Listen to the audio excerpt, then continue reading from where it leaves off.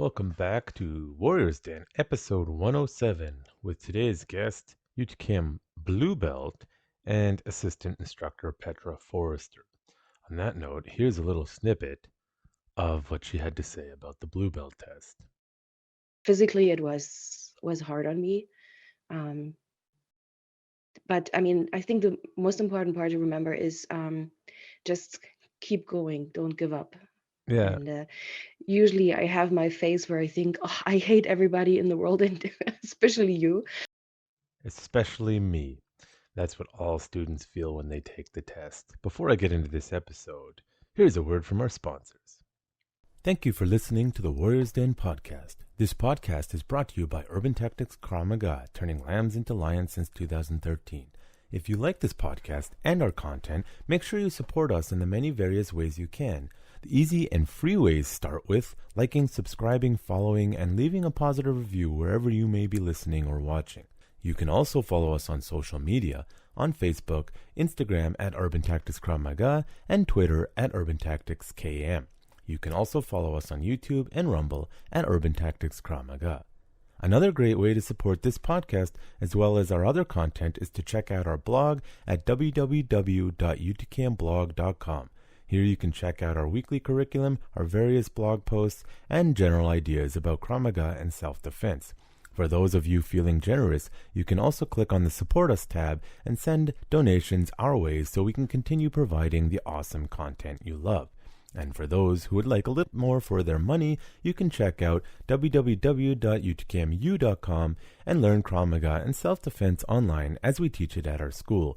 You can check out the various levels of curriculum with monthly or annual subscriptions and learn Krav Maga so that you too can walk in peace. Small disclaimer, UTKMU is meant to supplement your regular Krav Maga self-defense or martial arts training in person with qualified instructors and is not a substitute for in-person real training. And for those of you who want to look as good as I know you feel, you can always check out www.utkmshop.com, where you can check out and buy the latest UTKM merch from us. Warning, wearing UTKM merch will not turn you from a lamb to a lion. To start your transformation from lamb to lion, you must start your training journey today. Stay consistent and never give up wherever you may be. Side effects of wearing UTKM merch may be chronic bouts of kicking ass, feeling good, and learning to walk in peace. And of course, if you are in the Metro Vancouver area, come train with us in person. Sign up at www.urbantacticskm.com. I would love to help you on your journey from lamb into lion. And now, back to the episode. Okay, so Petra is my right-hand helper at UTKM for those who come and train with us in person, and she has made an amazing journey since she first started with us. You can check her out on the previous episode that she was on. I believe it's episode 85 or 86. I'll link it in the notes, and you can check out her journey in depth. She is now a UTKM Blue Belt, the first of many to come. She is a Judo black belt. She is a BJJ blue belt, and she is continuing her martial arts journey every day. Now, in this episode, you also get to see her cat, which interrupts the episode many times because, cats, pay attention to me. So one of the reasons I had her on is because Petra asked me to come on, which is wonderful, and because she felt that she didn't really talk about socialism properly in our last episode. For those who don't know, Petra grew up in East Germany under the former USSR and grew up in a authoritarian socialistic country. And we do talk about martial arts and teaching and the world around us, but she really wants people to understand that while socialism to a limited degree has merits, right? Socialized healthcare can be good. Extreme centralized governments under socialist regimes just become authoritarian governments, regardless whether it be a fascist authoritarian government, whether it be a socialist authoritarian government. Authoritarianism under a centralized regime is bad. And so she has to come on to further expand this topic. And as always, with me, I'm meandering and we talk about a variety of topics. We starting with the Blue Belt experience and move through to the world and around us and her thoughts expanding on that topic. And just for some kicks, here's some photos of her blue belt test before we get to the episode.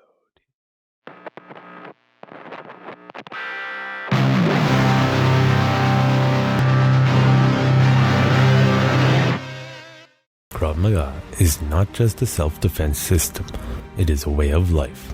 Warriors Den is a podcast for Kravists, fighters, martial artists, warriors, politicians, and general citizens. Consider this.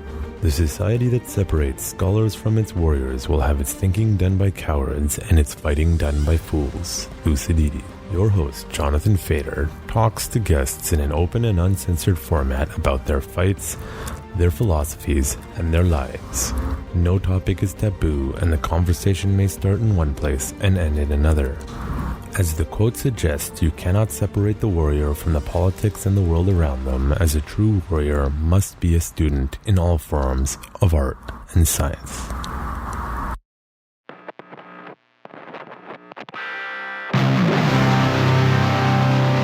You're listening to The Warrior's Day. Brought to you by Urban Tactics Krav Maga, turning lambs into lions. Okay, I am here with Petra Foerster, UTKM Blue Belt and Assistant Instructor. How are you today? I'm good. How are you doing? I am good. Still working on my setup here with the two headphones for those watching the video, waiting for some parts to come in. And Petra is joined by the guest, if you were watching the video. Yes, this is Rambo. The cat that as Hello, soon as the world. camera went on is like, I'm going to sit right in front of it. So I thought we would start with your recent Blue Belt, UTKM Blue Belt experience and just tell people how that was for you. Well, I mean, it was hard to get. I mean, I was trying to prepare myself as I did for the green belt test. Hmm. You were trying to make it easy for me by saying it will not be as physically demanding as the green belt test. Well, it wasn't in some ways. It's different. In some ways, but in other ways, it was worse. Yeah. And also, first we had like 5 hours planned for the test, and then at the end it was 7. Wasn't it longer? It I was was guessing. it was intense, and I went in blind pretty much. I mean, I had a rough idea what's going on, but like physically it was hard on me. Um, but I mean, I think the most important part to remember is just keep going, don't give up. Yeah. And usually I have my phase where I think, oh, I hate everybody in the world, and especially you, but I didn't have Yes. it this time, so that was a first. That's good. Um, and for the writing, it was just enough time to answer all the questions, and you also, because you like those essay questions, it was just enough time to get as much information as you can on the paper. That's good. Um, I think I would just yeah. want to clarify because every Krav Maga organization has different standards. When she means she went in blind, it's because normally you have an opportunity to help out or see tests that go on yellow, orange, green, and you'll have an idea of what it's about. But Petra being the first blue belt, because we've been at school since 2012, and she's the first person to stick it, or it's 2013 legally, but first person to stick it out long enough to get to the rank of blue belt. So she was the proverbial guinea pig. So I Yeah. put it for 5 hours, not sure how long it's going to take. It took about 7, and which includes some written because at the higher levels you need to show understanding, not just technique, which is possibly different than a lot of other organizations who just want you to punch them in the face and show them how good you are. Yeah.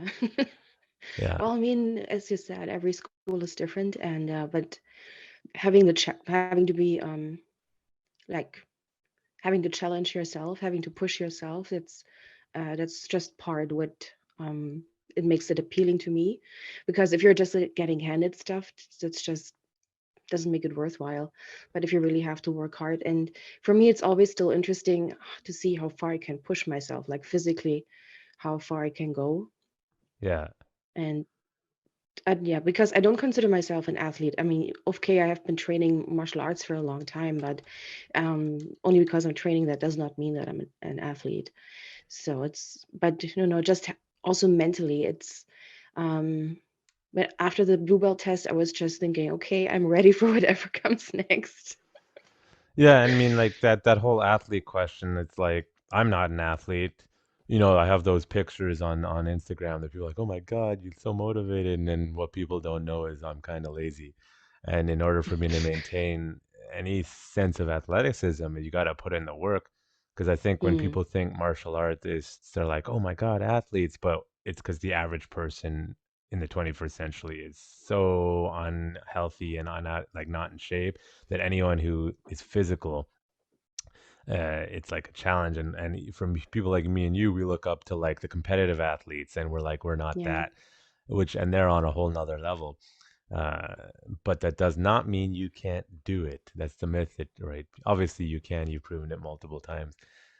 Now, because the previous year you'd done your judo black belt, Mm. how would you compare those processes? Well, I mean, for judo, it was a really, really long journey for me to get my black belt. I was getting ready for my black belt test when I was still back in Germany in 2002, I think. And then I got injured, and unfortunately, I had to postpone everything. And then life happened. I moved around. So that was really a long journey for me to get my judo black belt. And the judo training in Canada is a little bit different than was for me in Germany. In Germany, my instructors really were focused on teaching us as many techniques from the Gokyo as possible. So for those who don't know, Gokyo, it means this is the basic 40 throws that you learn in judo, as at least as we were taught it back in East Germany. And for each belt, so yellow, orange, green, blue, brown, you had a set of 8 throws and then some ground techniques. So for the yellow belt test, you had to show those 8 techniques and the ground.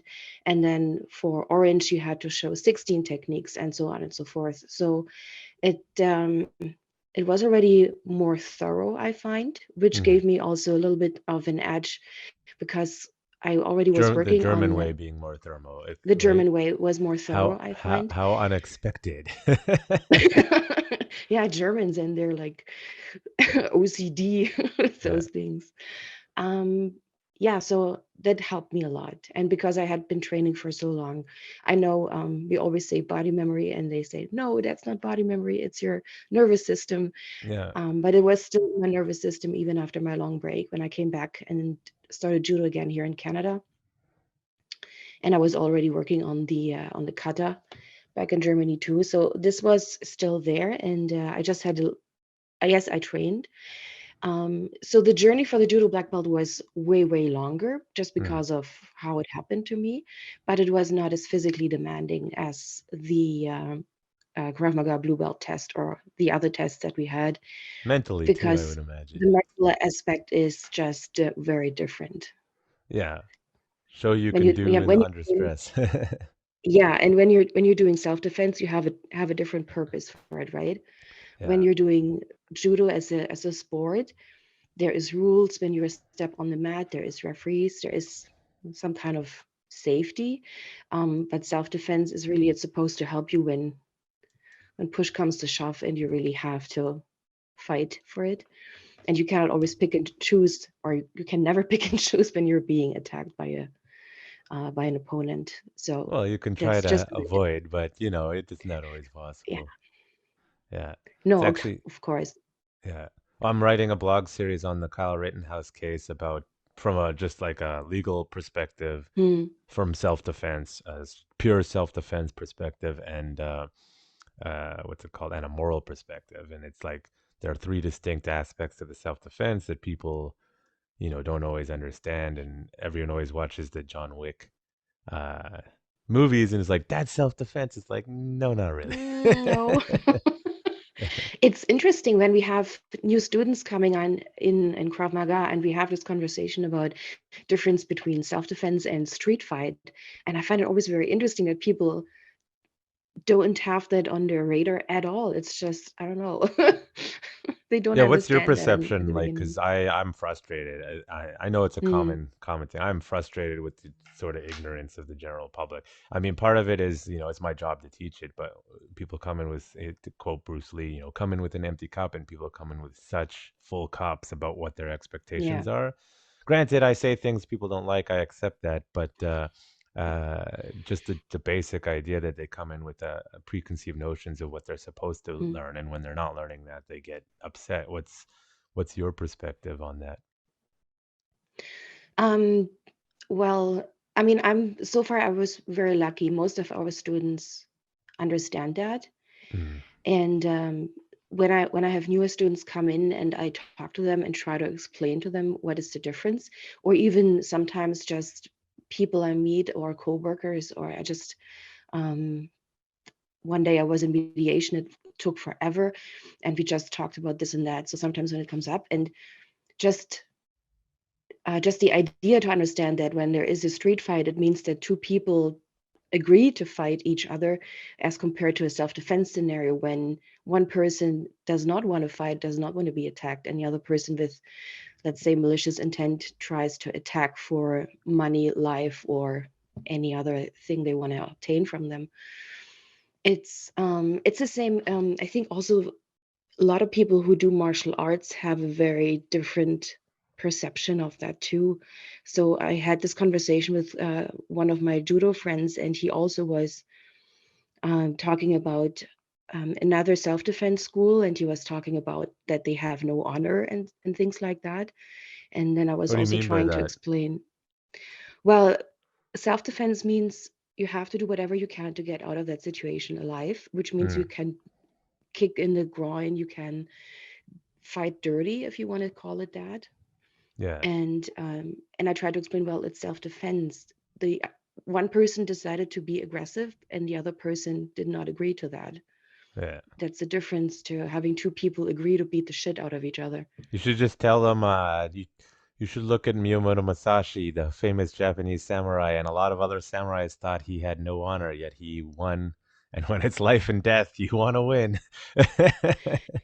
When it's life or death, honor my ass. I Yeah. mean, it's just you do whatever you can. Yeah, I just wonder how Um, much of the honor mm, is a modern creation and how much is actually the way people were. Because I think that while the Japanese traditionally, where a lot of the traditional martial arts come from, like judo, or they're a much more honor based and socially based culture than a lot of other places. There's still, when it came to life or death, they just played by different rules in battle than people think, and people have these I like think glorified ideas in their heads, I think. I think those ideas came when the samurai caste became obsolete.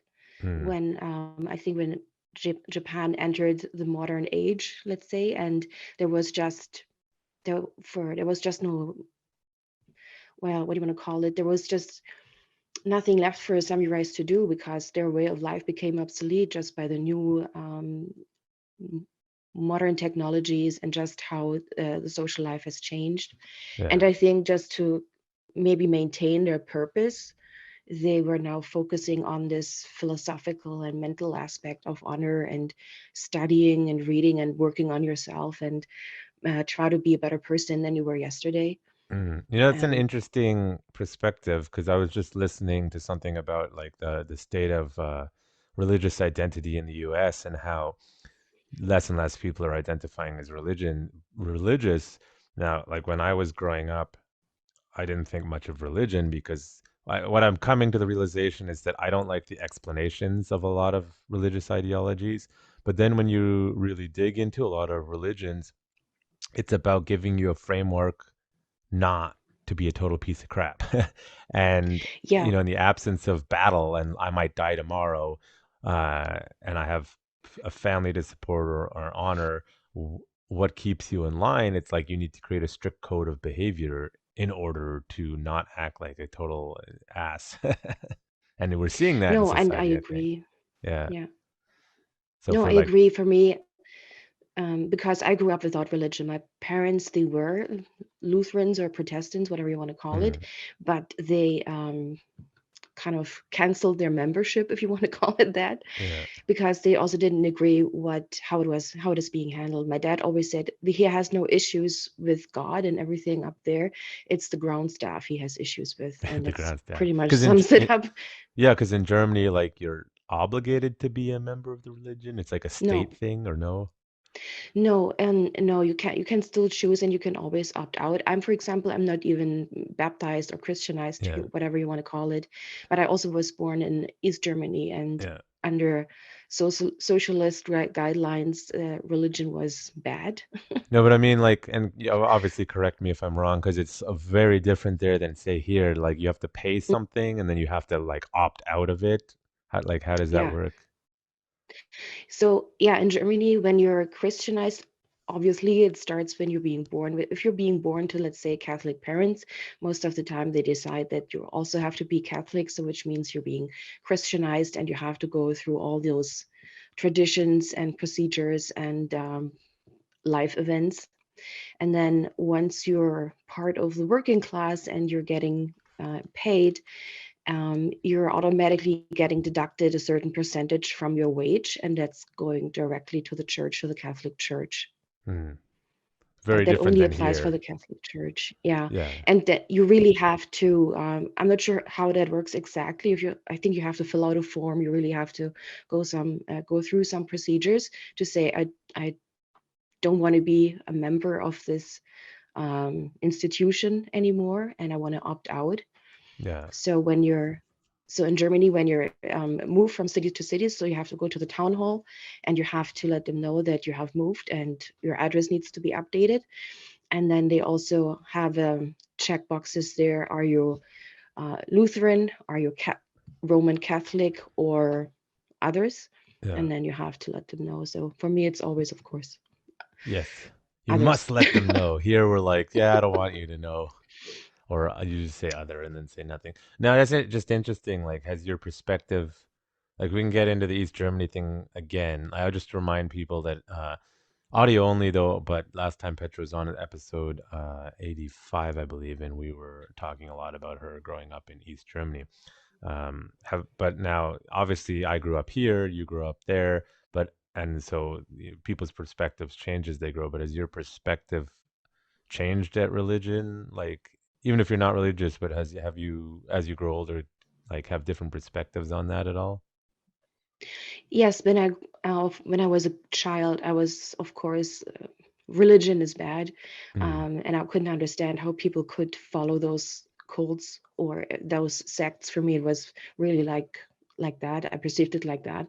How they could follow them, and once when I grew older, during getting more experience, becoming more mature, I understand, as you said, that's I think the origin of religion, like you, I agree, that's just a set of guidelines how to behave in a community, in a social group, to have some structure. yeah. Um, and I also understand that life can be pretty hard. You think? Yeah, And just a tad. whatever helps you get through the day, Yeah. that's just what you have to do. I mean, for me, it's martial arts. Other people find peace in the church or in any other religion. Yeah. So it's just Well, it's as funny long you as say, people don't, yeah. it's funny you say that because what is one of my guest I had on a little while ago, he was talking about Buddhism. And he said, one of the philosophies of Buddhism, or one of the sects of Buddhism, was, life is suffering. And I was listening to the Lex Friedman podcast recently, and he said life is suffering too. And it's like, if you accept life as suffering, a lot of people need something to help them through the day, but on sort of a more modern scientific, I don't know, approach to that. When you look into humans, without adversity, if you want to call it suffering, humans wither and die and become like meaningless blobs of flesh and electrical signals. And it's just like, when you start to understand that a little bit more, that we need purpose and we need meaning, and growth comes through adversity and be forced to change and adapt, it's like it makes a lot more sense. But when you're just like, life is suffering, it's like, well, why would anyone want to live then? And it's just like Yeah.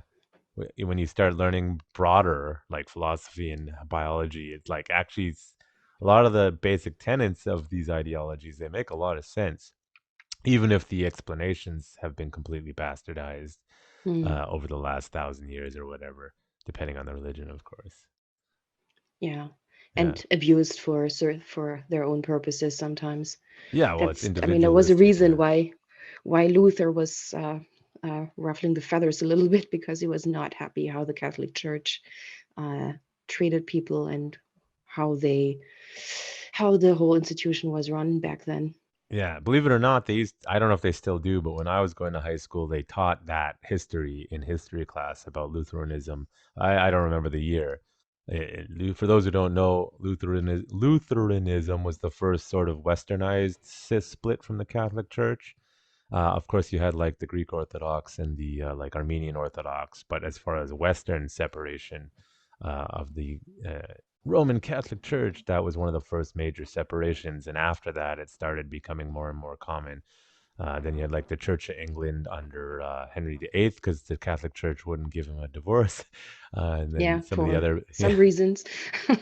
political mostly. They didn't want to lose Yeah. control in England. There's lots of documentaries on that one.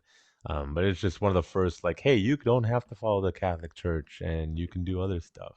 I don't know. You can add on to that. My history is a little Well, I rusty on mean, that. one of Luther's biggest accomplishments, what I find is, first of all, he was raised Catholic. He was a Catholic monk. Yeah. So usually when you grow up in those institutions, that's all you know. And most of the time, those people are not inclined to create any change. But he was a person who saw the flaws, and he was able to critically think and Mm, see that there is a lot of things going wrong. And back then, when people went to the church, to the masses, it was all in Latin, yeah. and the Bible was still in Latin. So what he did, he translated it into German. Of course, I'm That's sure there have been some blasphemy. mistakes, but but he wanted to make it accessible for more people. And that's the Catholic Church didn't like that either, because again, power, loss of control. Mm, So, and it was definitely very interesting. But Martin Luther was not the first one. There was a guy in Czech, in the kingdom of Czech. I don't know yeah. what the proper term is, and they started it pretty much, but the time wasn't right then, so he was executed. He was Yeah. burned. I mean, that's how Um, history is, or life yeah, events. Sometimes the person we remember wasn't the first; they were just the one that got yeah, the momentum. It's like yeah, say Rosa Parks. I believe there was actually someone who sat in the front of the bus before her, but it was yeah. I could be getting it wrong, but it was, I believe, a pregnant unwed mother, a black girl, and the cause decided they don't want to make a fuss over that one because Mm, it's a bad image. But a nice old lady, that's an image we can sell to get a movement going. yeah. And that's um, people really need to learn this stuff, because you see the manipulation that goes on in the past, and then people pretend like you can't have that kind of manipulation now, and nobody ever really knows until you're looking back. It's like I was listening to Oliver Stone, he's a director, on Joe Rogan, talk about JFK's assassination. And like, it sounds like quote conspiratorial, but the more you dig into the past, the more you realize, yeah, it sounds like there was government people involved. It really does, based on a lot of the Mm, evidence. And they'd be like, "Oh, we can't prove it. We can't prove it." It's like, release the documents, and yet every president, and you just always, Trump was gonna, and then Biden blocked it, the full release again, and it's just like people don't want to look. It's happened before. It can happen again. Um, and it's I think one of the reasons you wanted to talk again, because we were talking about a little bit about socialism in the last episode, about why it's bad. Now I feel that Western Commonwealth countries, and even non-Commonwealth countries, Commonwealth being former British colonies, like Germany, for example, are very much not, they're going down a path of authoritarianism again, whether it be mm. socialism or fascism. It's a gray line nowadays. But what what did you feel you didn't cover last time that you wanted to sort of go into this time? Well, I think the hardest part for people to understand is how it could end up in that situation, no matter if it was under Hitler with fascism, or then later with socialism in not only East Germany, there are so many different countries. And people don't understand it doesn't start that authoritarian right away. It's a very, very slow descent. And there is one regulation after another. And if people don't stand up and speak out against it, or at least hold their politicians accountable, then they just do whatever they can to maintain in power, to obtain maybe even more power. And when I talk to people about that, I have to be very, very careful, because people always think, oh no, that's not going to happen these days. We're way too modern and we know way too much. Um, but but still, it's easy for people to get carried away with their day-to-day life, and they think, oh no, that doesn't concern me and I'm okay with it. I mean, it's just, I don't know how many years ago, when the internet was becoming more and more important and present. And then there was this discussion about laws, how much access all those companies can have, or even the government can have, to our online presence and all, to our information. And so many people said, I don't care, I don't have anything to hide. But it's not about that. It's about maintaining your own rights, because as they say, whatever the Nazis did, it was legal at this time when they did it. So Yeah. they created the legal Framework. framework for themselves. And if we're not paying attention, that can happen pretty fast again. Well, you also get like complacency. Like a lot of Canadians get mad at me, but I just think in Hmm. large parts of Canada, people are being complacent. They're like, it's not going to happen to me, or you're being ridiculous, or this and that. And that you see the government, just contrary to actual evidence that keeps being Hmm. proven, they're like, we want more restrictions regarding COVID or other things. And you need to do what we say. And we need to, you know, um, you're seeing in the last 3 years, real time, last week's conspiracy theorists was correct. And it's happening Hmm. at a faster and faster pace. And it's funny you mentioned the internet. It's like you find that a lot of the people who make the laws know little about the things that they're actually making laws about. I was just reading, so there was a court hearing in the US, right? So separate of Canada, regarding COVID today. And someone on my Facebook who listened to the court hearing was commenting on the fact that the judge who's making a decision, one way or the other, I'm not sure exactly the details, it just seemed to know so little about the subject matter at hand, and is relying on whose testimony sounds best, right? And Hmm. I find that's why we're having problems right now, because it doesn't matter if you have thousands of documents of peer-reviewed literature if the, say, government person, so-called witness, or not so-called, they would have had to been certified, is more compelling in court, than they win contrary to the evidence. Or Hmm. I've heard in Canada, I've heard cases where the judge says, well, morally and just ethically, I have to make a decision this way, but I'm unable to due to the law. And it's like, wait, we're in common law. You can Hmm. set precedents. And in Canada, they, unlike the US where they're like, yeah, we'll set precedents, Canadian judges just are completely unwilling. So people will often say, like, well, the politicians wouldn't do it if it's illegal. It'll go to court, and then it goes to the court. But if the judge is like, eh, then you're screwed, because even if, let's say in Canada, there's been several high profile politicians who've broken multiple laws, like they've completely broken it, and it's gotten to the courts, and the in the end of the day, they're like prime ministers or cabinet. They're like, well, we don't have to do what the court says, and then nobody does anything about it. And then versus Hmm. the U.S., where if that were to happen, they would be rioting, because they seem to like to riot now. Yeah, these days seems to be very easy for them to start those. Yeah. Um, yeah, I mean, yeah, and you're right. It's just so strange that um, there is evidence there, and then this already starts in a smaller circles, like depending like if the plaintiff is more likable, let's say, Mm. or the defendant is more likable. So depending on those things, sometimes decisions are being made contrary to evidence, and that's just baffles my mind, because that's not fair. Yeah. Well, it's like, Um, you look in the US, you look at some of those hearings to do with, say, the tech companies.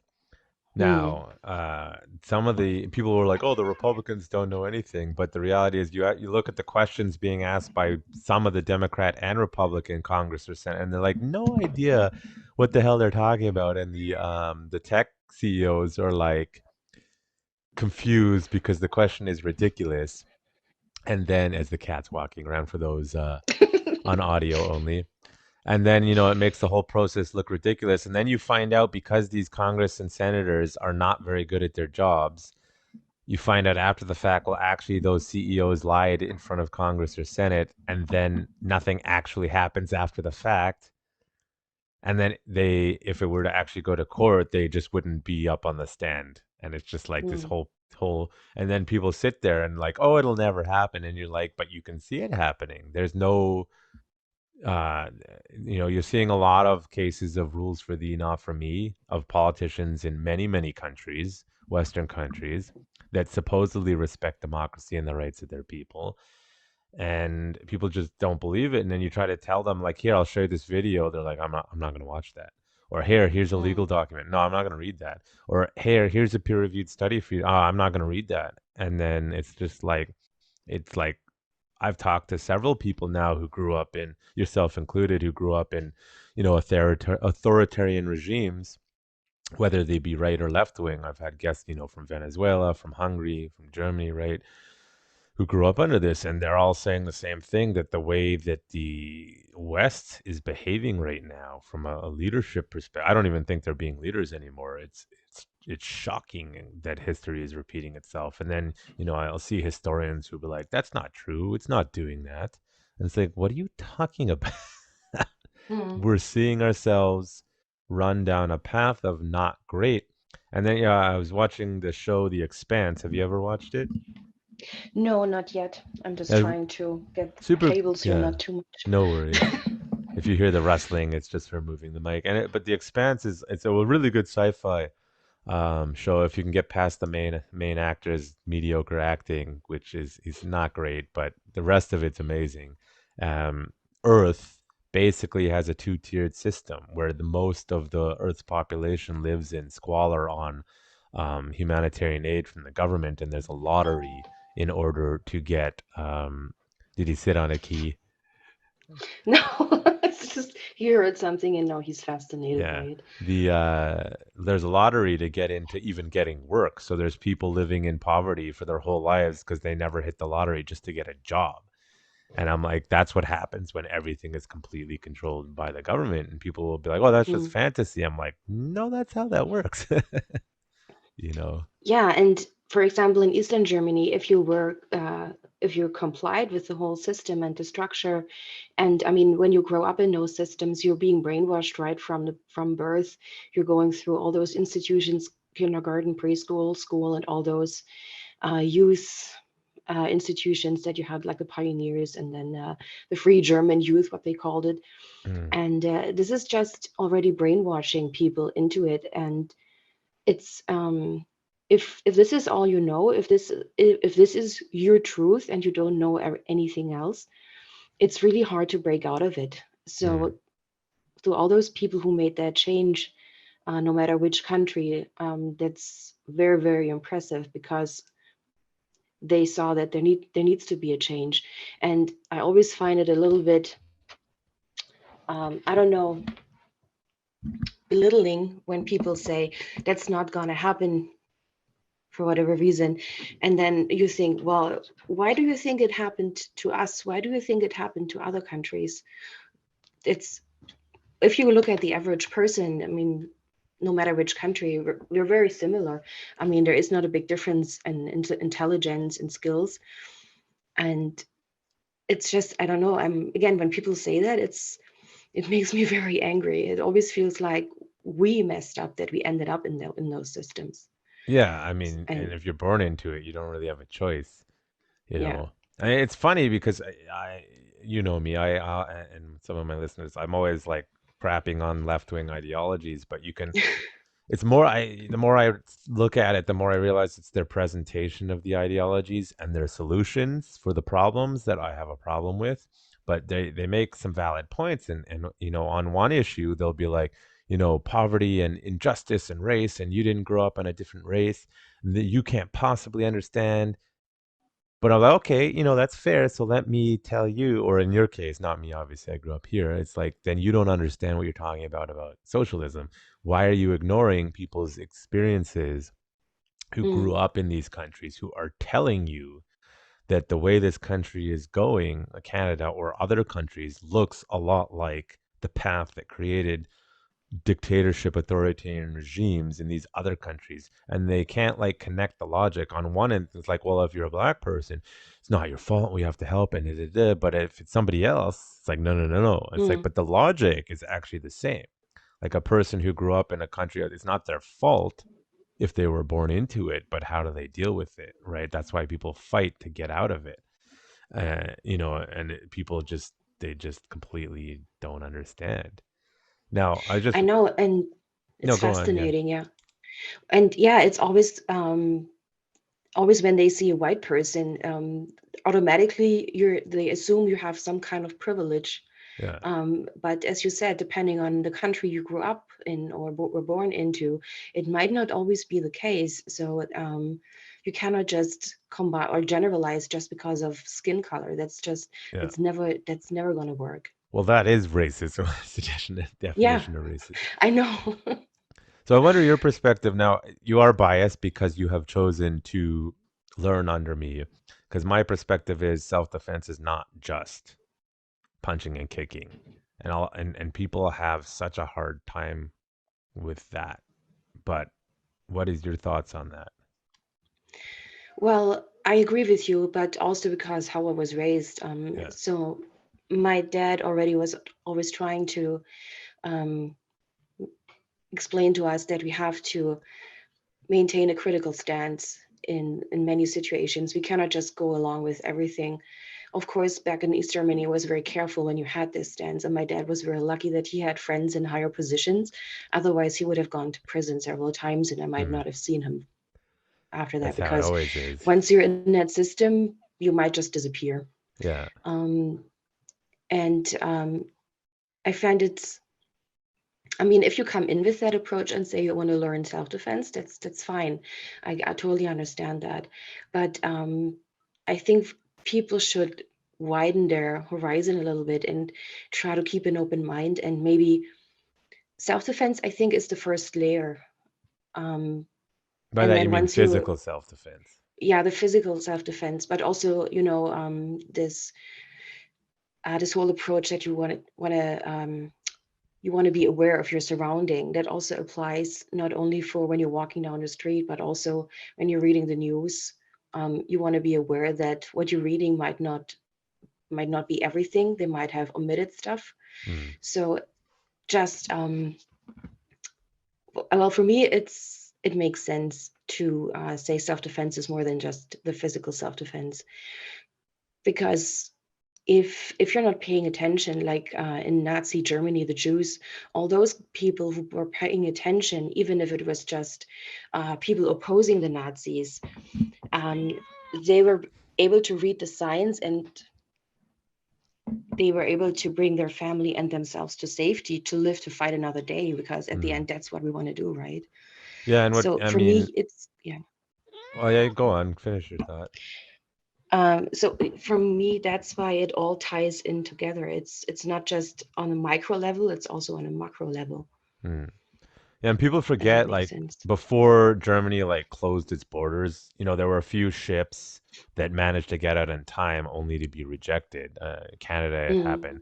But before that, before the extreme rejection, people forget that the immigration rules back in the old days were a lot looser.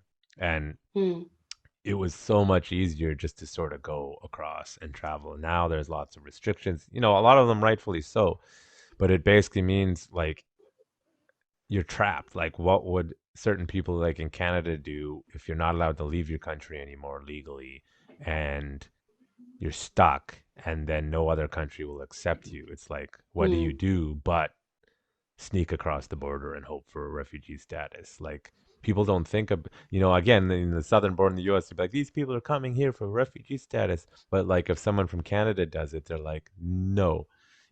Mm, Even if the circumstances were to end up the same, where a person can't leave their country legally, they have to cross the border and they're a prisoner in their own country. In the old days, if you could get across that border without getting shot, you're probably good.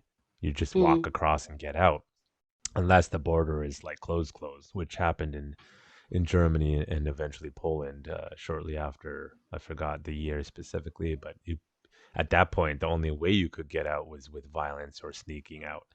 Um, mm, and that's when I again, my history is rusty. A lot of countries rejected it because they were all taking the appeasement approach. They were trying to appease Hitler at that point. mm. Um, but before that, it's like, yeah, I'm going to leave Germany, and people left, right? If you left in the early 1930s, it would have been fairly easy just to throw your stuff in a bag and go. Yeah. Can't do that Yeah, I anymore. know. No. And what I find so disappointing too is, I mean, when you learn in your history, you learn your history. But later on, when I was digging into it a little bit more, all the other countries, no matter if it was the Britain or France or the US, they all had spies or secret agents or whatever all over Europe, and they knew about certain stuff Hitler was doing, but they wouldn't intervene.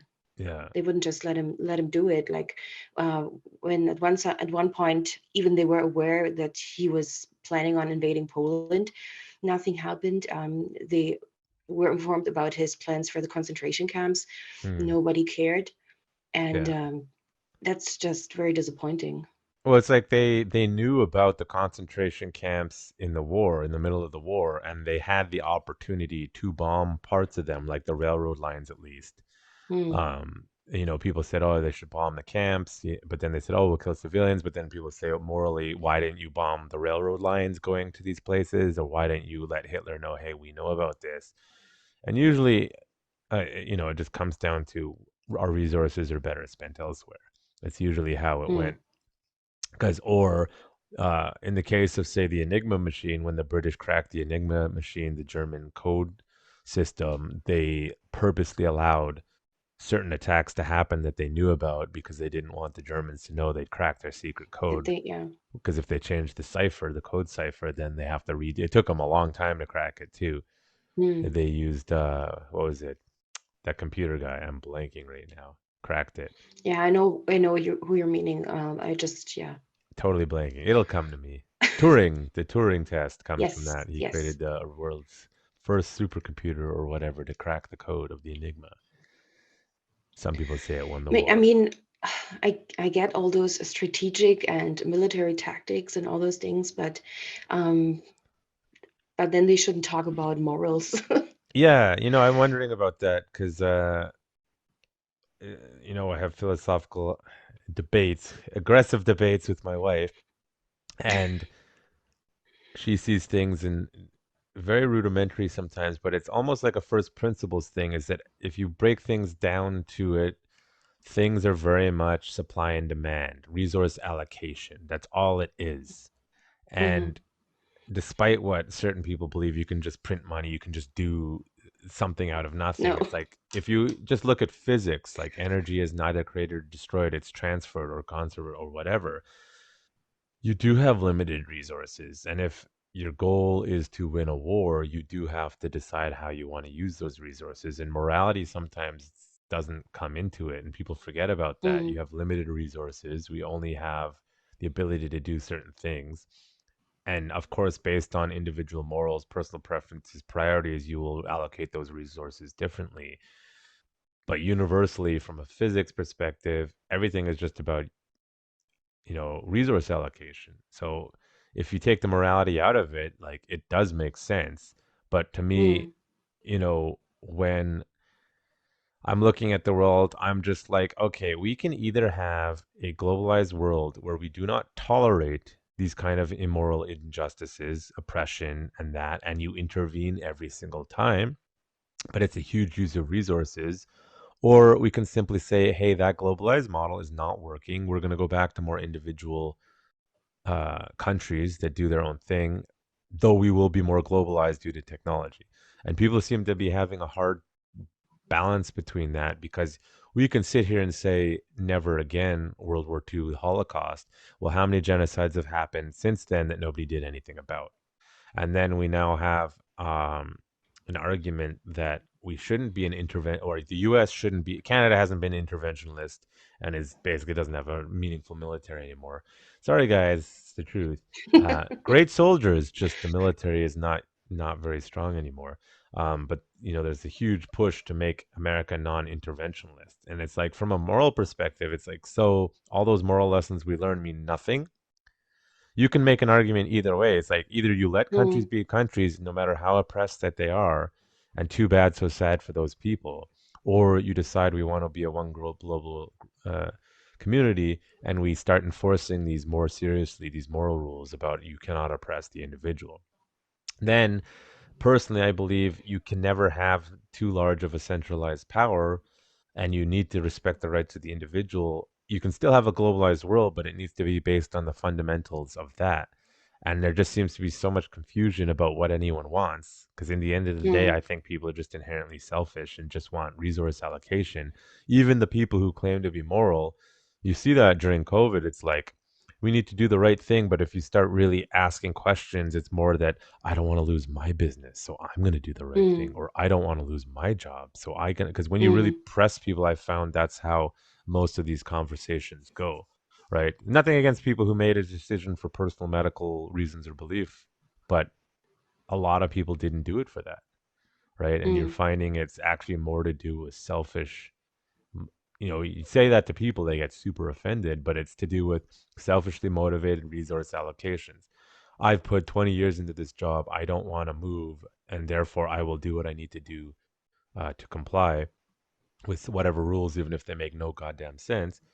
And you're starting to see that now in British Columbia. We're starting to see gyms, for example, for those who don't know, starting to refuse to close despite mandates, much like the New Jersey case that happened many, many years ago. I believe that guy won in the end in the US courts. However, Canadian courts, I don't think, are going to be kind until it hits like mm. high level courts where the evidence is forced out. And then there's no evidence for the shutdowns and it was unjustified. Then people will fall back on, well, we can't have a society without following the rules and the morals of the agreed upon stuff. It's like, but if they don't make any sense and they're actually harming people, then why are you enforcing it? And then it's like Yeah. a whole philosophical thing about what's right and what's wrong. And do laws make sense? Do they actually for the best of everyone, or do people just think that? There's a whole lot of things you could say about that. I know there is, well, we were talking about that too with some friends, and we were in Metro Town in the mall, just walking around. Of course, we were wearing the mask and all those things and disinfecting our hands. But I mean, yeah, it just is, it's hard to understand that gyms, places where you can do something actively for your physical and mental health, Mm, uh, are closed, while restaurants and malls, all those things are still open, up and running. yeah. And it's just, yeah, I mean, and it's just really, really hard to understand how that works. And there was an update for this one gym. I think they were fined again, or they Yeah, got a there was fine, two one thousand gym in five hundred. Kelowna that had their license removed, business license removed. They had a fine given by the police because and I was looking at some. They emailed the city councilors in that city, and the city councilor said, "We agree with you." Some of them, not all of them, but some of them said, "We Mm, agree with you. You should be open." They said, "We have no choice. There's nothing we can do about it because legally, the province in this case has decided unilaterally that this is the way to operate. And even if we don't agree with it, there's nothing we can do." So then they're and going to that's have not to take. democracy. Yeah, and the funny thing is that the city councilors have basically implied like after these mandates are gone, they'll probably give them our business license back. So it's like theatrics at this point.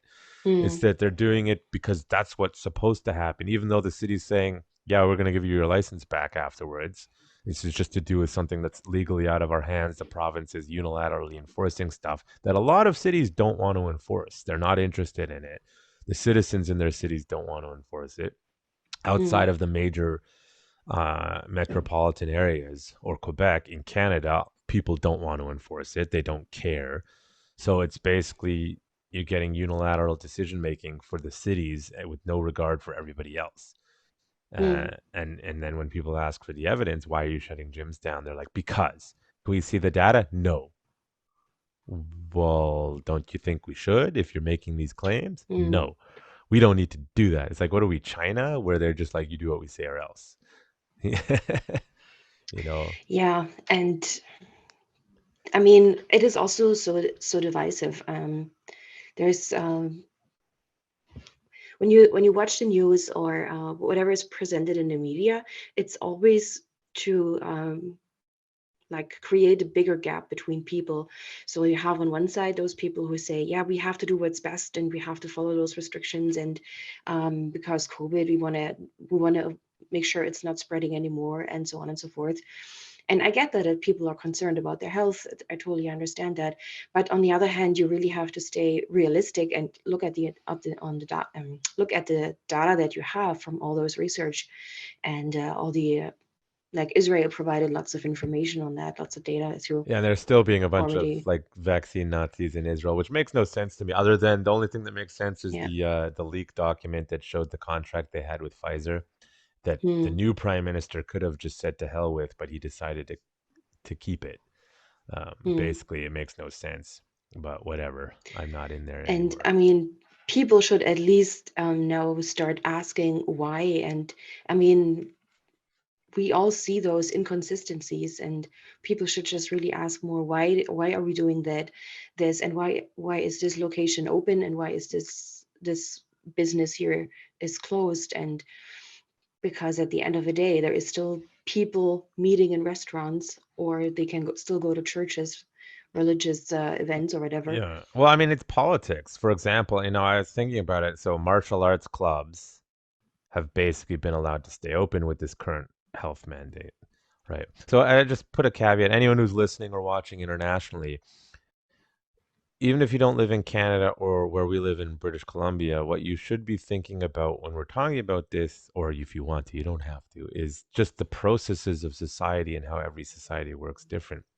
And how, because what doesn't change is humans and how humans behave. So the last time there was lockdowns in British Columbia and stuff, the martial arts community was very like politely aggressive uh, with the politicians. The gym community, commercial gyms, etc., were like, you just tell us what we have to do. As long as we can stay open, we'll work with you, and we're okay with shutting down health and wellness. But as more evidence comes out and the numbers are coming out and the scientific literature is coming out, people are like, the hell, this doesn't make sense. So I'm thinking this time martial arts were given the pass, but gyms weren't, because the gym community was not vocal enough last time. Well, the restaurant Mm. community has been extremely vocal. Of course, they support whatever mandates are given, but I don't think they would accept the shutdown again. Restaurants and with these new restrictions, what happened in British Columbia right before Christmas, they said bars and clubs are closed, but if restaurants can stay open. Basically, what they were trying to do is stop New Year's Eve partying and Christmas Eve partying, but restaurants basically clearly are not going to accept another close down as long as they're allowed to operate. And you see the differences when people say, no, we don't accept that. And you keep harassing them enough. That's how you know we're not a full, like, authoritarian regime, but it's just like the amount of harassment you have to give as a group of people towards your politicians to get them to not be so ridiculous is too much, right? I was thinking about my last episode I recorded, I was talking about representative democracies. I don't really think representative democracy is working that well, because they don't really care about what their constituents think if they're just voting with the party. And on that side, they're not engaging with their constituents. They just sort of listen to whoever yells at them the loudest, because that's in their perception who's going to get them elected next time. Um, which doesn't help, and a lot of people just vote because I always voted this way, and they don't actually right? I think that's why we're allowed to be open, because a lot of people called early martial arts gyms and said, "Hey, we're still allowed to be open," and they were told no. And then next thing I know, everyone's like, "Oh, actually, we're allowed to," because it's basically the government just like, fine, whatever.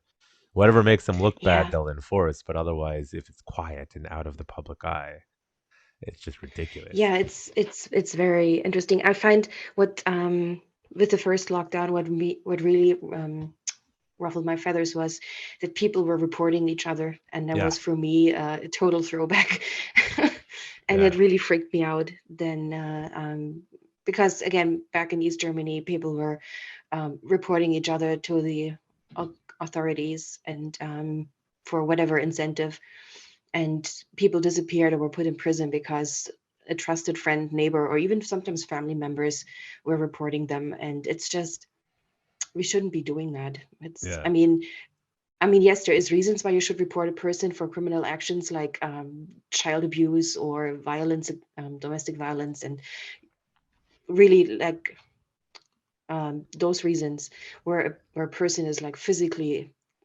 harmed or their life might be in danger. But reporting a person because they have a couple people over for a birthday party, that doesn't make sense, or that's not right for me. Hmm. So I had a hard time with that. So Yeah. I don't know if there's still people reporting, Oh, probably, for but sure. Of course. I want to yeah, expand on that. Just give me a second, though. Okay, so I just had to pause to do something on time specific, but so you're talking about the fact that people, what you didn't like is the people were reporting other people. Uh, and people are still doing that. We call them Karens yeah, and mind your own damn business, but it's like in in in a lot of people's minds, because of their beliefs of how the virus works or how the protocol works or how society should work, they don't see a difference ethically, morally, or otherwise of me reporting someone getting punched in the face or someone walking around violating COVID restrictions. Because in their head, both could cause extreme bodily harm or death. Even though the comparison is not the same, the virus is the unknown. You can't see it. You can't feel mm, it unless you have it, and significantly severe results. And so for them, they feel that they're either fearful for themselves because I want to get back to normal, and you idiots are ruining it for me, which is not really the truth, but they believe it to be so. Even though you're hearing experts around the world now saying, "Hey, this is endemic. It's not a pandemic in the world." People still have it in their head that we're all gonna die, mm, even though experts for, like, say, Omicron all over the world are saying symptoms are mild and you shouldn't be that worried. I actually don't know if you saw, I posted on Instagram. It was in Ontario, which has just introduced really strict lockdowns again. This doctor was on like Global News or one of these CTVs or something, I forgot. And she was just like, eh, like, and like, we really don't need it, and the people aren't really that affected anymore, and then that sort of stuff, and we need to kind of stop saying that everyone coming to the hospital is COVID positive, came there because of COVID. mm, You're starting to see this now, and the news anchor was like, but we're having less drastic effects about COVID because everyone is vaccinated, right? And the doctor is like, well, not really, because if we compare countries that don't have high vaccination rates but have Omicron, we're not seeing the kinds of thing. And you could just see this awkward look on the newscaster's face, and I'm just like, if this had been a US news broadcast, that doctor would have been pushed to a commercial break. But because it's Canada, they're just like, you can tell the newscaster is uncomfortable because the doctor's being honest, like scientifically, literally, like honest about the state of things right now. And the doctor was kind of implying we need to sort of, be careful, but get back to normal. And there's like, but kids need to get vaccinated. It's like, nah, not really. Yeah, and mm, then it's just like that's the truth at this point from the doctors and from anyone who isn't politically motivated. And it's just, but people, I need to remember the phenomenon, but people have this idea, once they get an idea in their head, people are very reluctant to change it. And mm, so it's like the logic of, hey, people who have the vaccines are getting Omicron, therefore we need more vaccines. It's like, no, because the vaccine didn't prevent transmission, but people still believe that. And then the purpose then of the vaccine becomes to reduce severe illness or death, which it does for a lot of people, but also a lot of people didn't need it for that to be the case. And that doctor also said that Only the vulnerable should really be thinking about it at this point. Yeah. Um, and but people just they don't think that because they've gotten an idea in their head, and then you tell them, "Hey, can you look at the evidence?" And they're like, "No, I need to do my good part." And because either they're scared because they believe medical things that are not true, that they're still going to die or they're at risk, or uh, that they need, in order for society to work, we need to do these things, or because it's your fault I can't get back to normal. Now, I would suspect that people would do it in authoritarian regimes like East Germany because they feel that it's a way to protect themselves. That if they stay in the good graces of the authorities, they won't get targeted, which I'm sure you can attest is false That because is if you piss that's them off. definitely that's definitely has a point.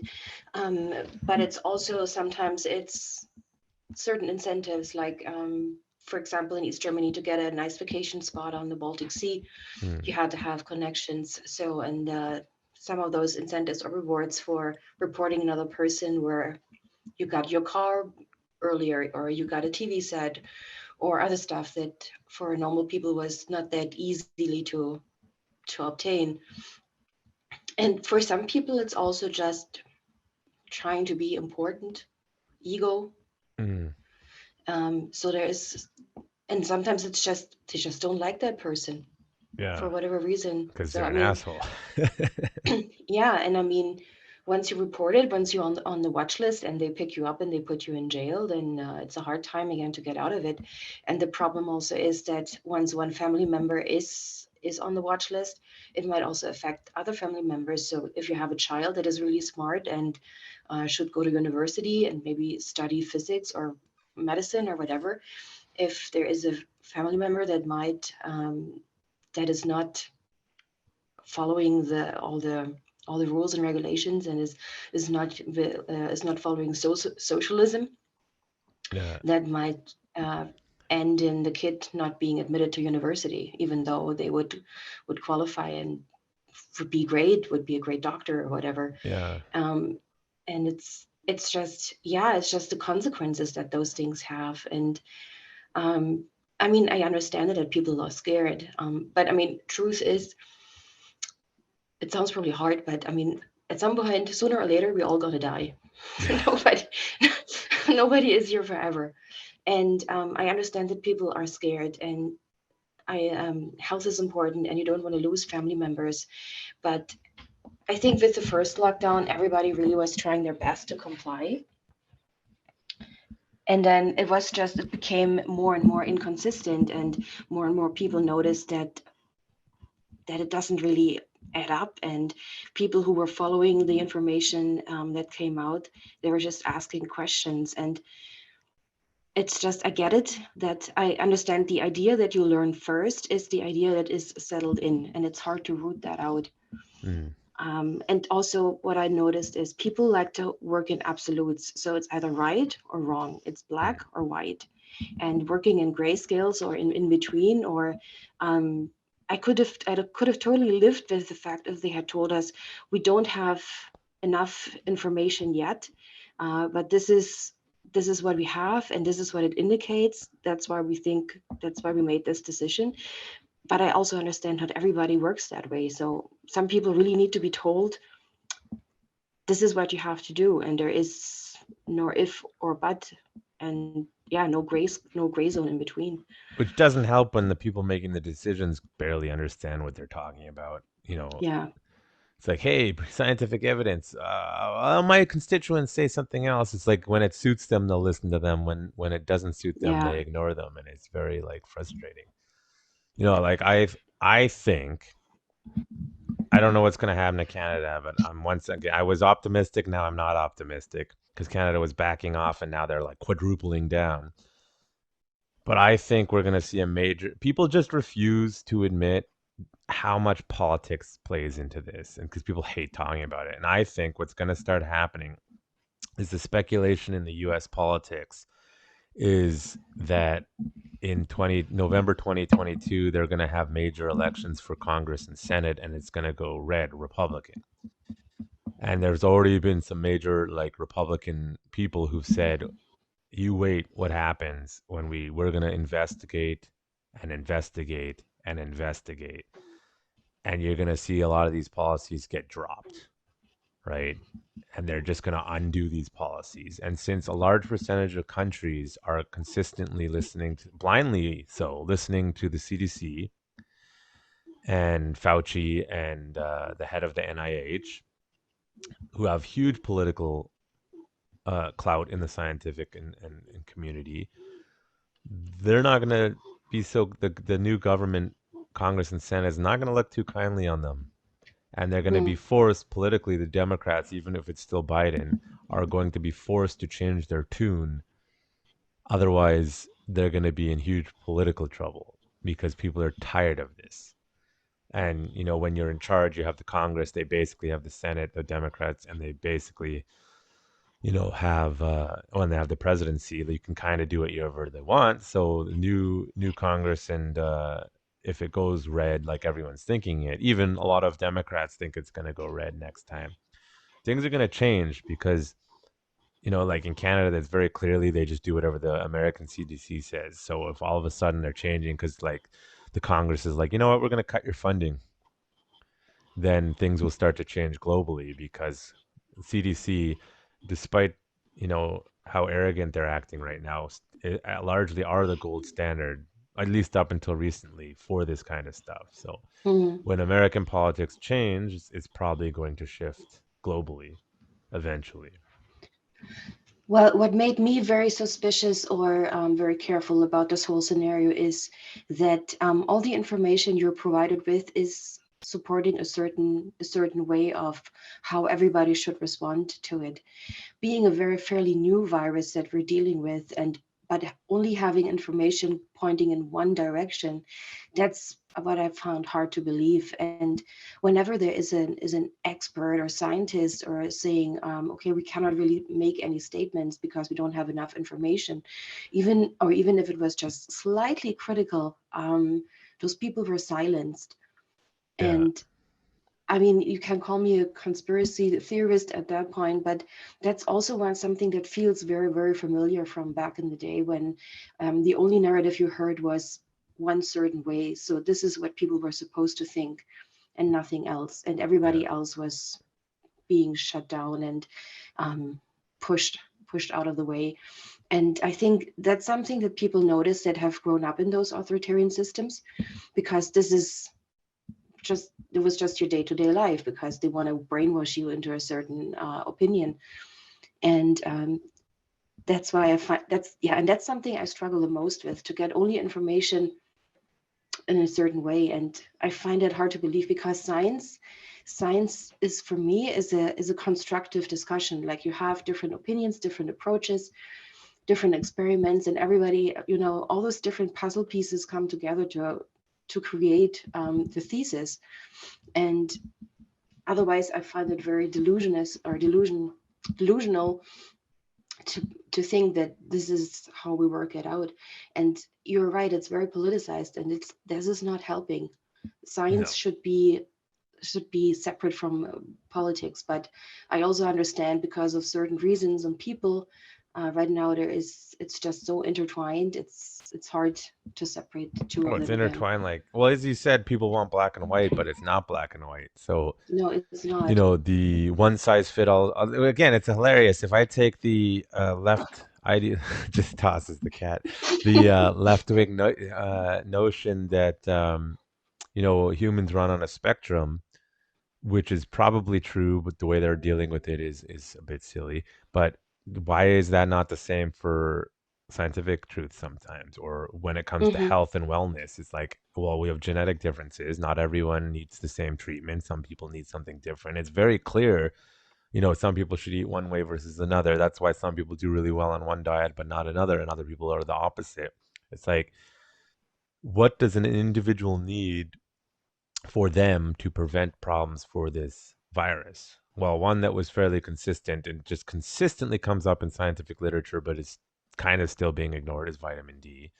I was actually just Mm. watching this other thing. This guy hilariously was doing this black guy, I think in Florida, was doing a news news thing, and he was going in depth about like you wouldn't think, just he's just going completely in depth scientifically about what the virus is, and that the reporters are just like, just tell us about the masks, and then he goes into more explanation about why you don't really need them for this virus. Yeah.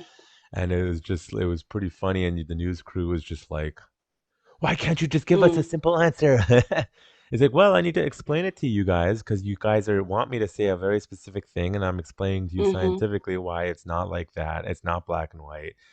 Um, right. The vulnerable is one story, which is consistently the elderly and the obese. And then going down, it's low vitamin D and air pollution are kicking in and showing that those areas, because cities with clean air and high sun exposure are having less of a problem consistently. Where you can kind of look in like Texas and Florida, where they spike is when it's so hot outside, people go on the inside, which would corroborate with the data from say the UK, which said most transmission occurs in a confined space in the household, because you can't stay away from that a sick person forever. If you're around them all day every day, you're probably going to pick it up. But what was interesting about the UK study, I forgot what it's called, 100 something thousand people, which is a huge study.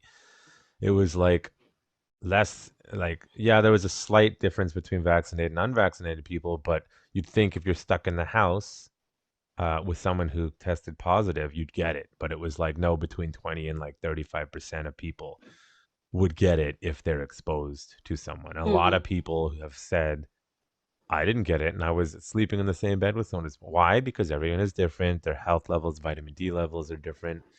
And if we're talking about health and wellness, which is what my contention has been the entire time, which is like we need to be talking about health and wellness. How do we prevent people from getting sick? And even pre-vaccines, and mm-hmm. no one was talking about it, and there's still barely that. I think CNN just posted obesity is a problem now after they've had multiple uh, producers removed due to criminal allegations.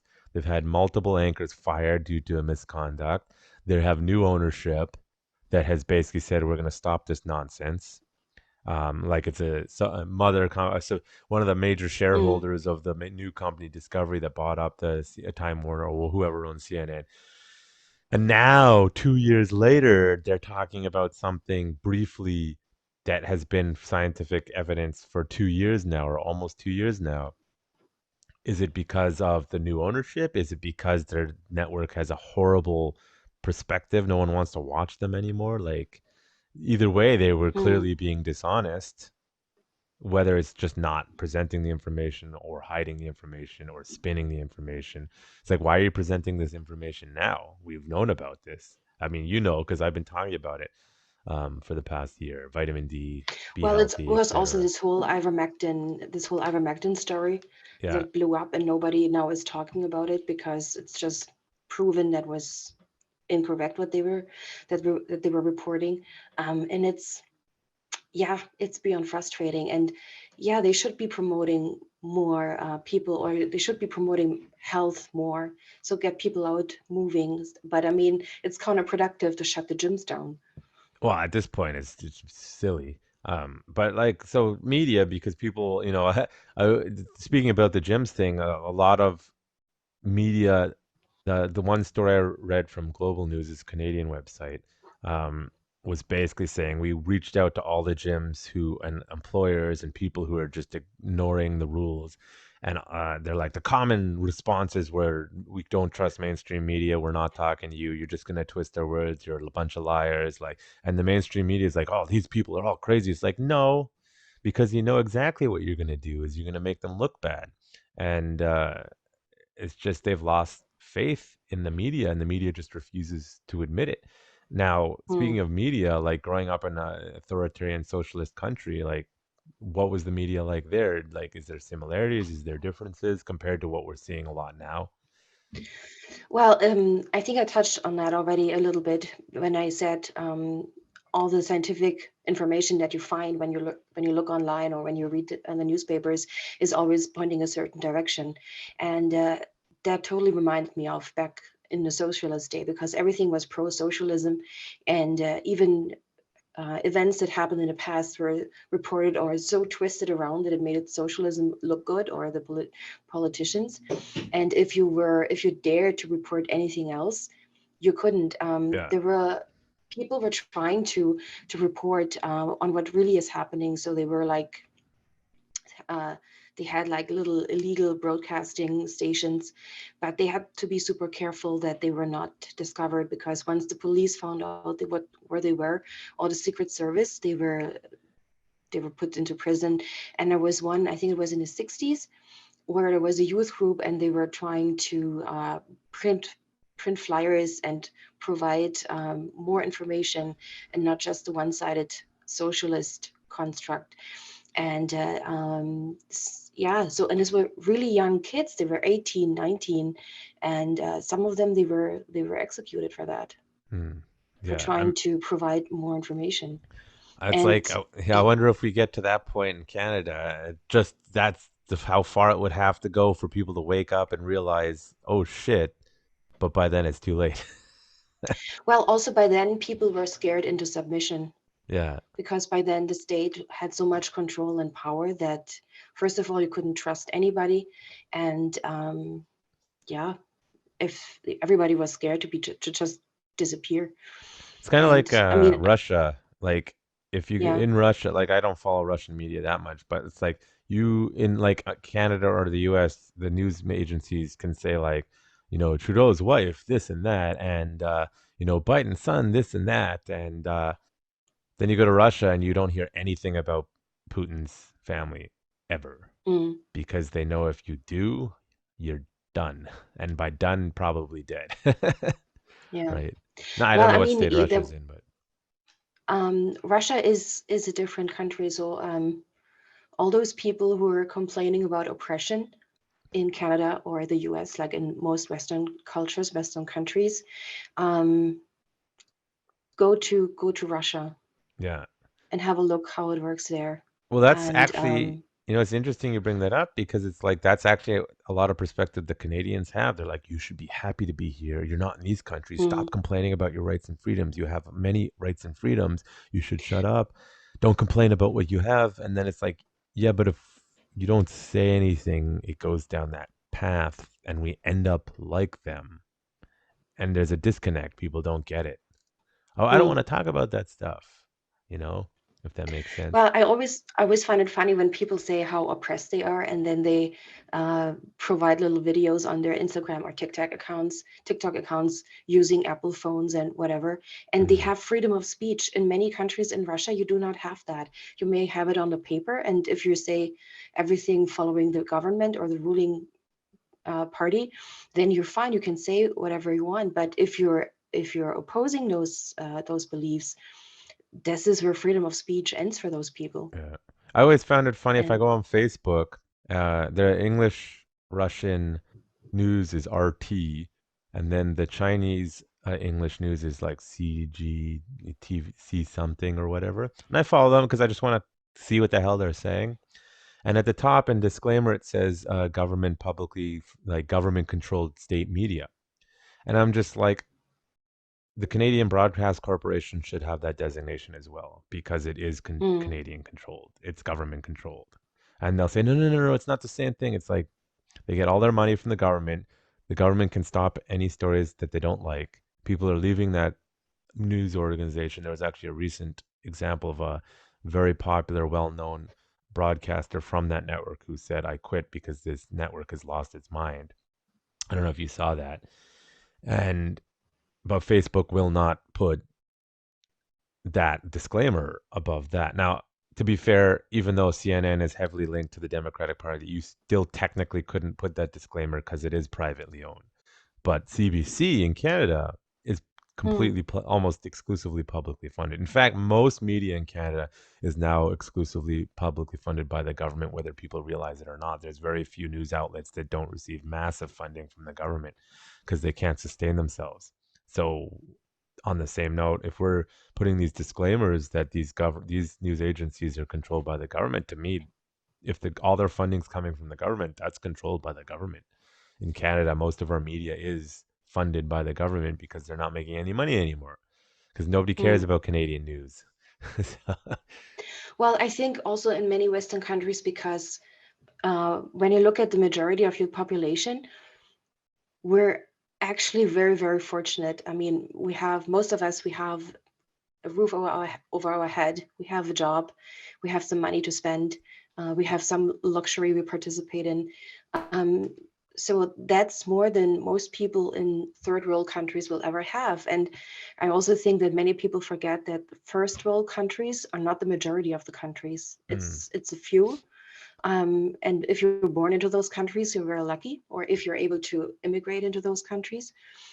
Um, and it's sometimes I think we forget, and sometimes we're getting so comfortable in this luxury, or as I call it luxury. Some people might not consider it because they don't have uh, golden taps or a golden bathtub or golden bathtub. Sorry, but I mean, at the end of the day, if you look at it, we're very, very fortunate, and it's easy to lean back and say and to complain about certain stuff where I think that's a first world problem. But there's so many people out there who have not even the minimum of rights. Yeah. I mean, right now, when you look in many African countries or the Middle East, there's still so many countries, or Asia, where human rights, what's that? Yeah, and it's like, I actually just want to look it up, but I was listening like a week or two ago, and it's like Ethiopia is about to have a civil war, and Mm. most people have no clue what's going on, right? Let Or me in just see. Afghanistan, after the Taliban took over, I mean, women's rights were It's just kind gone. of like Yeah. it's gone, yeah. And I mean, for girls or women to participate in any kind of sport, they're not allowed to. Yeah, and it's yes, yeah, Ethiopia is actually in the middle of a somewhat civil war, right? Or about to, but nobody cares about that, right? So obviously, that's the perspective. People will be like, oh, like someone I follow on because I believe he's an honest, objective, scientific person is Brett Weinstein. He's got a great podcast, Mm. The Dark Horse, and crap, I lost my train of thought. What was it saying? Oh, and him and his wife they're like evolutionary biologists and stuff, and they just wrote a book about, and it's kind of expanding from a scientific perspective about m- our bodies are biologically ancient, but our society and morals are modern, and they're clashing right now. They wrote a book with scientific literature. They actually admitted on their podcast they were wrong about one thing that they already had to correct in the book because some new data came out, which is great to hear. They could just Mm. continue what they said in the book, but they said no, we were wrong about that. But people, the media will paint it as right wing nuts who want to go back to nature. But what Brett was saying is that, let's say you grew up in a Western country with all these luxuries, and let's say society collapsed completely. Which part of me is like, I hope that happens. It won't, but it's just like, fantasy. But most of us actually won't survive that. It's just Mm. modern humans in Western world, if you grew up, just fundamentally lack the skills to survive, where you can't just go get your resources quickly from somewhere. Mm. And, to tie it back to self defense, it's like, why do I need to learn self defense when I can just call the police? Right. Because that's the attitude of people who've been like civilized, air quotes. Um, I don't need to learn that. Somebody else can do it. And then it's like, well, what if you need that skill? Well, I would never need that skill. And people think it's crazy to talk about like, oh, what if a solar flare happened? And they're like, you're crazy. Mm. That could never happen. I don't know. Last major one was in the late 1800s. They didn't have computers back then. You know what would happen now? And they just Yeah. look at you like you're nuts. And I'm like, this is actually a genuine, real thing that could happen. We have no way of predicting such a thing. Like they might have, I don't know, 30 or minutes notice. I think the delay from the sun is like 7 minutes or so, the light to get here. So you probably have, if they can see solar build up, 30 minutes notice. They would have no Yeah. idea, Good right? luck. Yeah. And it just happens, and then poof, pops your electricity. Like last night, our TV went all weird and shut off. Luckily, I had a power surge because of the snow. The power was fluctuating, and Mm. that's nothing compared to what a major solar flare would do if it hit half the planet. And then if all our electronics are gone, people forget like your cars. would not work. Modern cars, old Yeah, carbureted cars would still work, but how many of those are still around? yeah. And then we'd have to And you then basically nobody can restart. drive them. Yeah, you'd have absolute chaos, and it's just like people are like, that'll never happen. And it's like, well, probably it's actually higher probability than you winning the lottery as far as like a solar flare or an earthquake happening in Vancouver, for example, which is my common example. And just, I think people don't know how to Well, contextualize that. and I mean, sometimes it's not, doesn't even have to be a very drastic measure. For me, for example, my moment where I had understood that I cannot rely on other people, I have to be self-reliant, independent, and cannot expect other people to live my life, fight my fights. When my dad suddenly passed away in 2003, that was a big shock, Mm. because it was really, really unexpected. And that was just, okay, that's it. I mean, my mom is a lovely person, but she's just not that not that of a support system as my dad was to me. And it was just okay. Now it's me, and I have to make it work for myself. And police, I never have police even on my screen. I don't know. I don't really law enforcement. I had a long. It took me a very, very long time to understand that usually law enforcement is not like in Eastern Germany. When law enforcement got involved, it was always bad for you. So it wouldn't really call them, and I still have a hard time to call 911 if I had to. Yeah. I don't know. It's hard to explain. It's just in the back of my head. I know it's me. I cannot rely on another person. Yeah. No, I mean, it's a survival mechanism. Like I was telling, my wife, uh, I have a personality of a type, as you know, and people find it off-putting. Whereas I just did one with Seb, and he said, what did he say? You know how to elicit a response out of people, and I'm like, I'm not trying to do it, but if the people in your life don't want to be there, and even the people who are in your life, they're like, I don't want to deal with it, and they don't want to help you go good. You sort of learn, rightfully or wrongfully, how to do stuff on your own, right? And Mm, it's like this: if you can't trust the people around you, or you can trust you, but they can't give you what you really need to solve your problem, it's like you will ultimately be on your own. And it's like supply chain issues, for example. Let's take it off the individual level. Well, if America, and people blame the corporations, but it's the politicians too. If everyone hadn't shipped all the manufacturing out of the US, um, and shipped it off into countries, they wouldn't have the problems, the supply chains, because the globalized ideology was, well, this area of the country, of the world, can manufacture this, and that area can manufacture that, and it's totally okay. And then they realized in COVID, like, that was a terrible idea. You actually need to have a diversified global network where maybe you have five major manufacturers of a particular like type of thing, so that if one goes down, it doesn't interrupt the entire global supply chain. And so, like, on one level, you need community to build and be better and interact with society, but on the other level, you do need to be able to learn to operate at a more smaller scale, because if everything is reliant on everything else, then one thing goes wrong, everything is screwed. mm, Versus if it's the individual can take care of themselves within reason, and then the community can take care of itself within reason, and then the country can take, and then global, and then it doesn't have quite the disastrous effect. So yes, there's a lot of people now who can barely take care of themselves without the structures of society. It's like they're screwed if things are interrupted, like the mm, snow hit and my garbage isn't being picked up. And it's yeah. like, it's really annoying, but it's like, what would happen if no one's picking up the garbage and there's no garbage dumps Hmm. anymore? How will people operate? Right. And, I'm annoyed because the city's like, eh. And it's like, well, are you going to give me a refund for some of the taxes that you're not doing your job? No. Mm. Right. Yeah, of Of course course not. not. No. It's been 2 weeks. They keep screwing up because of the snow, and then they don't come around. But it's like, one thing goes wrong and then they can't even do it. And then it causes a feedback thing. I'm going to have piles of garbage now, unless I take it to the dump myself, which then costs money. And it's like, well, that's really silly. So much for this system. So what would I do?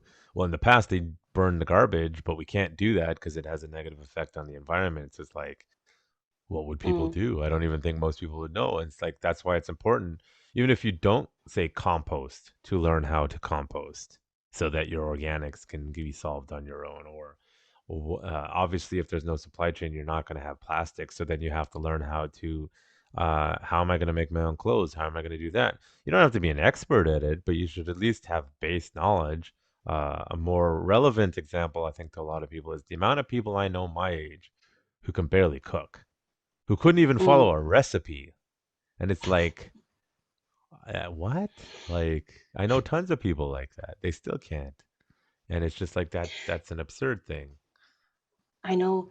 I know it's fascinating. I mean, I'm not a hero in the kitchen. I don't have ambition to be the best cook ever, but I can cook to survive, and I Yeah. have basic understanding, basic knowledge of that.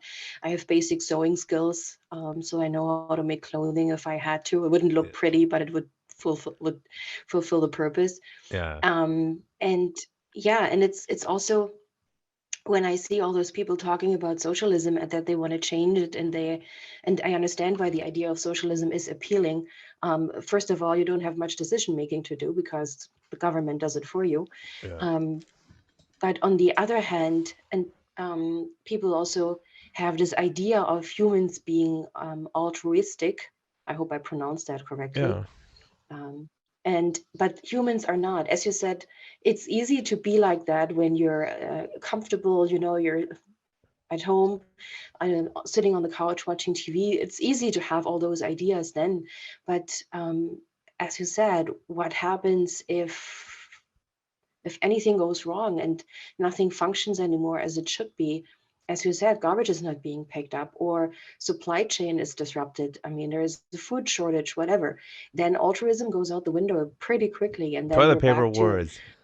I know, right? And then Yeah. we're back to fighting tooth and nail for our own selfish survival, because that's what we are. We're still kind of animals. And I totally agree also with the fact that our bodies are not adapted to the society we're living in these days, at least Western countries. Mm. And that's why we also have, I think, so many mental health problems, because it's hard to cope sometimes. Yeah. And if you don't have the skills, Or the social network, because like a lot of people just sit in yeah. their homes. Like the amount of people that well, I don't know. I know some people during the pandemic who didn't leave their house except for like groceries and were not Mm, interacting with people for like a year straight. And I'm just like, you didn't have like any friends you could know, or like I didn't want to. And then they clearly are just having complete catastrophic mental problems now mm. because solitary confinement is essentially a torture. It's considered a torture. It's, yeah, and It, it's a reason for that. Yeah, and because it's people not were, healthy. yeah, being told you have to stay by yourself or you're going to die, which was not true for a large percentage of people. And I was having conversations with people, and it's just like, you know, what you believe is not true. Like, you're going to be okay. Like, you can leave your house. And they're like, I just don't want to.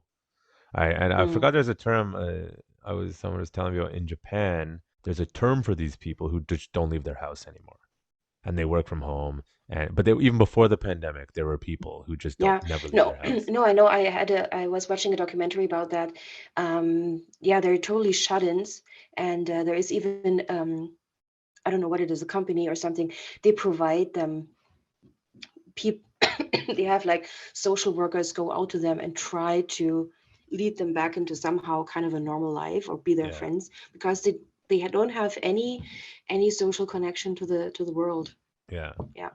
I mean, it's a different culture over there, but it's just like the fact that they have a term for it there. Just people who don't Yeah. want to leave there. And it's not agoraphobic. It's just like agoraphobic being. I'm scared to leave. It's just these people don't know how to function outside of their apartment. Agoraphobic is someone who Yeah. knows how to, but is terrified. Something happened usually, and they're terrified to leave their home again. And it's just like that's kind of what happened with pandemic. We're getting people who are agoraphobic or people who have just decided I don't like going out anymore. I prefer being at Mm, home because of the internet.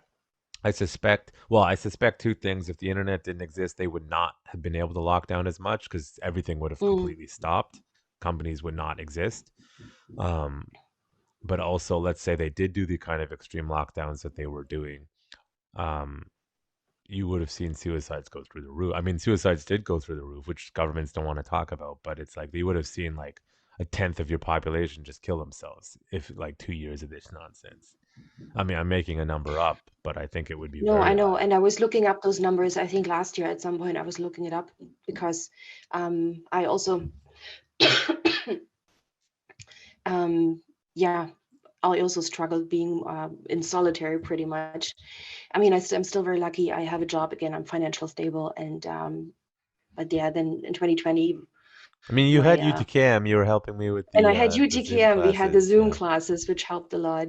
That was well, that was definitely good. Um, Other than that, I would have just gone crazy. And I'm very proud of myself that I didn't have to go back to mental health medication like yeah. antidepressants or anything. Well, that's That I good. was able to cope without. Yeah, Um, of course, adopting Rambo was also very important, as crazy as he is. yeah, But he makes you get out of bed, and you have responsibility for him. And now again, my roommate moved back in, and I was just looking it up. The term that they use for those Japanese shut-ins is hiki hikikomori. I hope I pronounced it right. I yeah, apologize. Yeah, but yeah, they have a term for people yeah. like that. Oh, that's interesting. And So it's a weird culture over there. It's like they're totally, even for an Asian culture, it's like one of the most like culture shocking culture. You know? well, I mean, they're confined to their four main islands, so it's easy to develop a very specific culture and be like really standing out Yeah, in and I that think sense. now like a third of their population lives in Tokyo. Tokyo is just one giant, massive, like 40 Holy, million yeah, that's person city or crazy. Well, that something. being said, I still want to go there one day. Oh yeah, it's cool. It's totally. I went when I was younger, and I have not been able to go as an adult since. And it's a place Yeah, that it would be good to go to and again. no, definitely. And I mean, also, it's the country of origin for judo. So I Yeah. mean, it's kind of like I would like to go there, but right now with all those restriction, and then they found a new variant in France, the Oh, I IHU just saw that. variant. I can't. I saw that like 20 Yeah, minutes before we started, and I was just like, no, like Jesus Christ. Right. and it's as insane. always, it's always this approach. We don't know much, but let's just start the panic already. Yeah. Um, Oh, we know damn so I well don't. what's going to happen. It's going to be getting less problematic and less problematic, but the good politicians are going to keep freaking out and using bullshit. And then people said this was going to happen like 2 years ago. And that's why I'm concerned. I've been talking to people about we need to not allow authoritarian governments. Stop it now. And I am Mm. very concerned for the state of humanity. Well, what I was trying to explain to people in 2020 when Canada issued a state of emergency, and then they were able to push those new gun laws or bills through, Or trying to, and yeah. yeah, and yeah, trying to. And I mean, I said you can. Your stance regarding to guns can be what it is, but Yeah. what if it is something next time it concerns you, and they Yeah. just push it through without any democratic process, only Yeah. because Which it's a is state of somewhat emergency. kind of We what can do whatever happened we here. want. Yeah. I mean, on the Yeah. gun thing, Um, they banned a whole bunch of guns for those who don't know, like 1,500 different models, and they did not go through a democratic process. It was unilaterally the prime minister and their cabinet, and it's still in the courts because mm, the prime minister has been stonewalling even the courts, which is like absurd. Like I don't know very many countries where a prime minister can basically metaphorically say "fuck you" to the courts. We don't have to do shit. You can't tell us what to do and nothing happens. And that's somewhat, I mean, I'm cutting down the details obviously immensely, but that's kind of what's going on. You can't tell me what to do. I'm going to find a way to make this happen because that's what I want to do. And I don't really care what people think or say or anyone. And that's the attitude. And it's just like, ugh. And one day it will be something people care about. And then that's why it's always too mm. late. When you see the Yeah, because behavior. nobody. Yeah, It's like a school and shooter. Like everyone knows they're the crazy kid, and everyone says stuff, and then no one does anything, and then you're shocked that they came and did the thing they said they've been going to do for like the last 5 years. It's like it's the same concept. People don't like the comparison, but it's like mm, it. You see the behavior. The behavior is there. Oh, it doesn't affect you yet. Oh, and then you're dead. Like That's to sum it up how it works. Yeah, and this is consistent throughout history. I mean, many countries started with taking slowly rights away, and then another Yep. one, and nobody cared because they always thought, well, doesn't concern me. It's always the other people. Yeah. And then once all the other people are gone and you're the only person left, nobody's there to help you. Yeah. So I think we're coming up on almost 2 hours. I think we've kind of sussed out that subject a lot more. I mean, I've been very vocal and concerned this whole time, and you wanted to talk about it some more. Is there any final things you want to get in there before we wrap it up? Well, it's hard to say. I mean, I always would like people to be more aware of their surrounding, no matter if it is related to self-defense, or just, your regular life. It's so easy to be rolled up in your own life and don't look left, right, and just, go have the tunnel vision. But we're living in a globalized community. So what happens in one country, there's a big chance it's going to affect us. So Yeah. I think I would like people be a little bit more informed, put in a little bit more effort. And I would also like to have a little bit more creative, or no, constructive, not creative, constructive discussions. Right now, very often you see that one side is talking to another side, and they have opposing opinions. And for whatever reason, none of them is budging, not even trying to find a middle ground, and at least try to understand where the other person is coming from. You don't have to agree with them, that's fine. But I mean, at least try to understand, because opinions do not come out of nowhere. There is a reason why a person thinks a certain way. Yeah. And yeah, I think that's pretty much. And for all those people who think socialism is a good idea, do a little bit more research. Right. Because I do not want to go back into that system. And that's what people, I think, forget. It's an economic system. There was a lot of stuff that we didn't have, or you had to be lucky to get your hands on it. And yes, toilet paper was one of those. I got a bidet now, And just in case. yeah.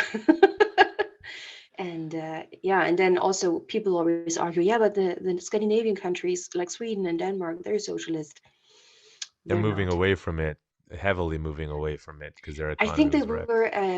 I think they were like socialist in the 60s and 70s, Yeah. but then it really went south. So they decided that a We're lot of not going to do stuff that was anymore. getting privatized, and Yeah. government was getting less control over things. Mm. And they're paying pretty high taxes to afford all those social welfare constructs that they have, like all the kindergarten and all the schools are free and universities and stuff. So don't just follow what somebody's telling you. Try to take a step back and just do your own little bit of research. Don't believe everything you see or find or hear. Yeah. I mean, I think that's It's pretty good just, advice. yeah. But I know it's hard, and Yeah. yeah.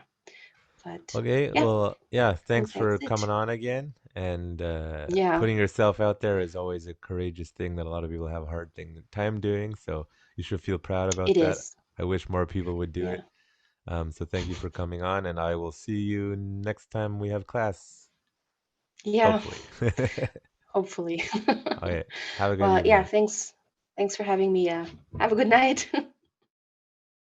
Thank you for listening to the Warriors Den podcast. If you like this podcast and our content, make sure you support us in the many various ways you can. The easy and free ways start with liking, subscribing, following, and leaving a positive review wherever you may be listening or watching.